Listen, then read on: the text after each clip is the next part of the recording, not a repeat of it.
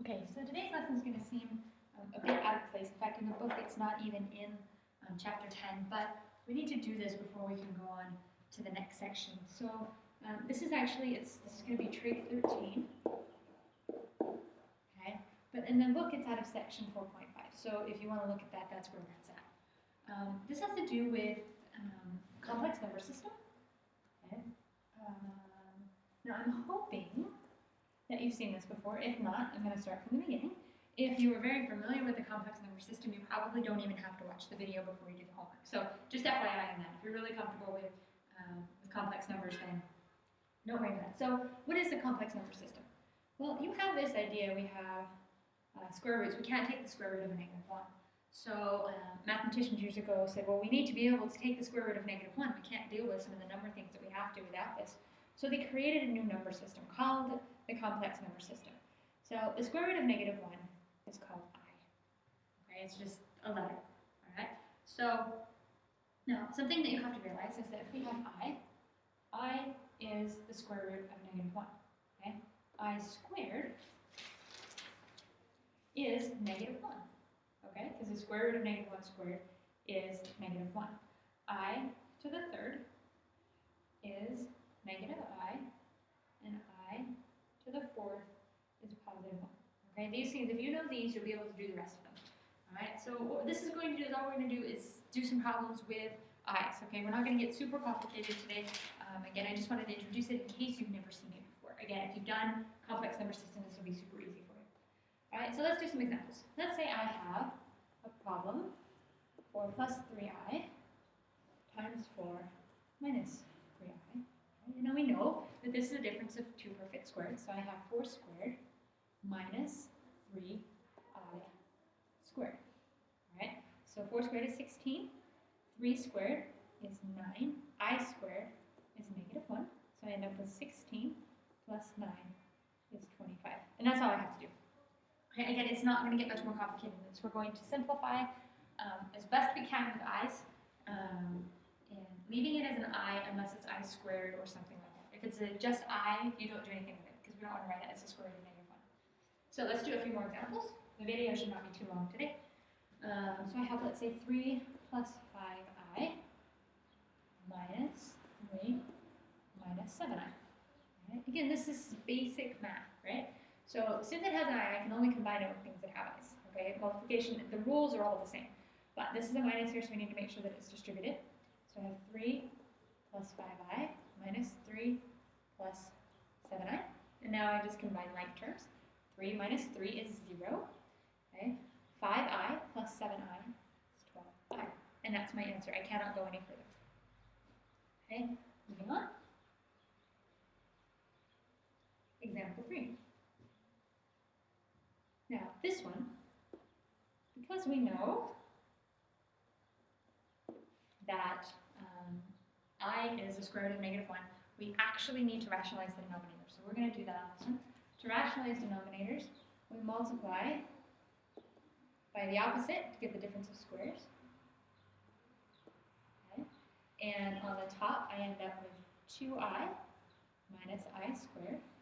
And on the bottom, I end up with 4 minus I squared.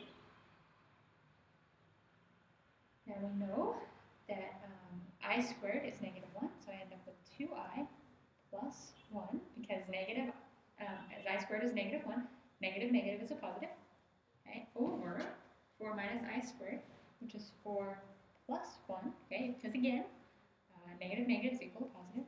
I end up with 2i plus 1 over 5, and that's my simplified version of that. Okay. All right. Now, I'm going to do a complex one. Okay. 1 over 2 minus I plus 3 plus I over 2 plus 3i. Okay.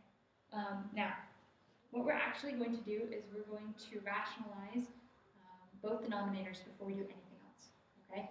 So we're going to rationalize this denominator here. We multiply this times 2 plus I, which is actually what we just did in that other problem. So I already know that this one is going to be 2 plus I over 5, because I did this exact same 2 plus I, 2 minus I in the last problem. Right, now, this one I haven't done before, so we're actually going to have to do this one out.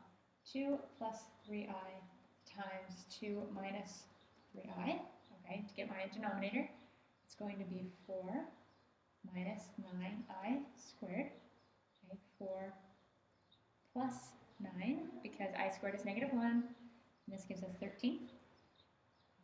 So on the top here, and we're also going to do this top, 2 minus 3I. I'm doing this in pieces, I hope that doesn't confuse you.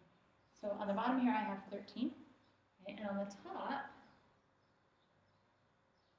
top I have, I'm going to go ahead, let's do the work over here, do this in a different color.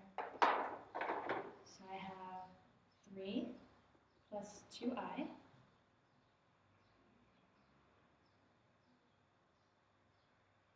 minus 9I minus 3I squared. Okay. Alright, so then I'm going to combine like terms, and I end up with 3 minus 7I plus 3, not 9, that 3 is not squared, it's just the I that's squared, plus 3. So 3 plus 3 is 6. I missed something somewhere. Let me get 3. What's 3 times 2? Messed up. 6, not 3. 6, so then this is 6. Okay. 6 plus 3 is 9, so I end up with 9 minus 7I on the top. Okay? 9. Okay, this is a long problem, right? Now I have to get a common denominator again so that I can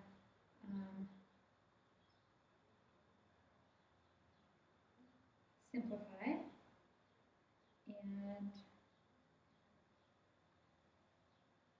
I'm going to go ahead and get multiply these by 13, so I end up with, because I want to get common denominator, 26 plus 13I plus 45, okay, 9 times 5 minus 35I all over 5 times 13, which is 65. Okay, so 26 plus 45 is 71. Okay, negative 35 and positive 13 is a negative 22I all over 65. Now in your book they might split it up into 2 separate fractions. This is fine, you can make it like this. Okay, 2 more super quick examples. Okay, so sometimes we want to be able to take the square root of negative numbers like this, the square root of 50. Alright, so what I can do is if I want to take the square root of a negative number, I take the I out.